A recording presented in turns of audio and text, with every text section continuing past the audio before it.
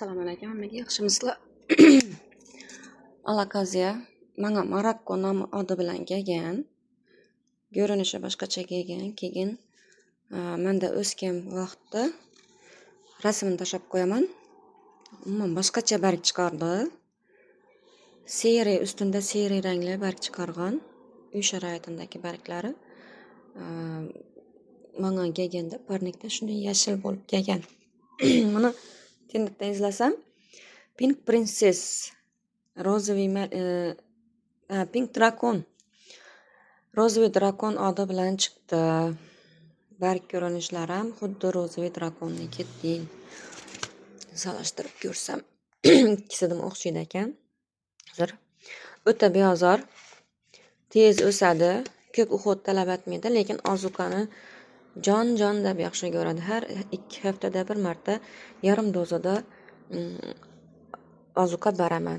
Birinchisi shunday gidroponika usulida o'stirib turibman. O'zi alakaziyalarni gidroponikaga o'tkazdim ko'pchiligini, ayniqsa yosh globinlarini. Dim yaxshi o'sadi. Ildizlari mana tenda живой mux solingan azroq, keyin ustini oddiy suxoy mux sfagnum solingan. Tenda keramzit. O'suvi zo'r, 2 katta, bir kichkina kusti bor. Kimdir birovni atmadi, lekin to'lavam atmadi, keyin xabarlashmadi. Sotming qo'ying iltimos, keyinroq olaman deganlari uchun qo'ymadim, lekin hozircha xabar yo'q. Bu grunt ekilgani, bu ham kuzda ekilgan. Ildizlari zo'r, o'suvi. Mana bir sharti grunt to'proq qurib qolmasligi kerak. Ko'rishi mumkin emas. Ozgina sal qurigandan yarim izgor vaqtida suv berish kerak.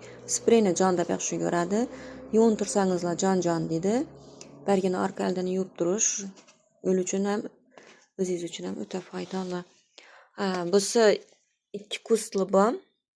Bu 45 ming so'm, bu 60 ming so'm. Kichkina detkasi bor. Mux, perlet, seramis akilgan inashi ko'rsam turgani ildizi. Bu ham yaxshi. Уже teplichkadan chiqdi, og'zi ochiq turibdi. Chaqirib qoldilar uzr. Bu 25 ming so'm. O'suvlari zo'r. Korkmeni olib boqaversa bo'ladi. Teplichkadan chiqdi.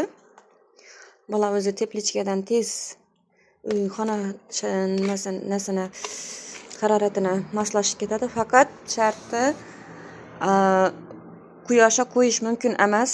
Yorug'likni yaxshi ko'radi. Iloji bo'lsa lampochkada qo'ysangizlar, metroviy lampochkalar. Ham sovuq bo'lmasligi kerak. Iloji boricha 24-25 gradus bo'lsa ham yaxshi.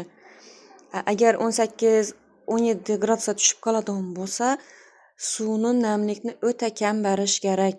Baqsa bo'ladi, skvoznak yo'q yerda, quyosh nuri yo'q yerda.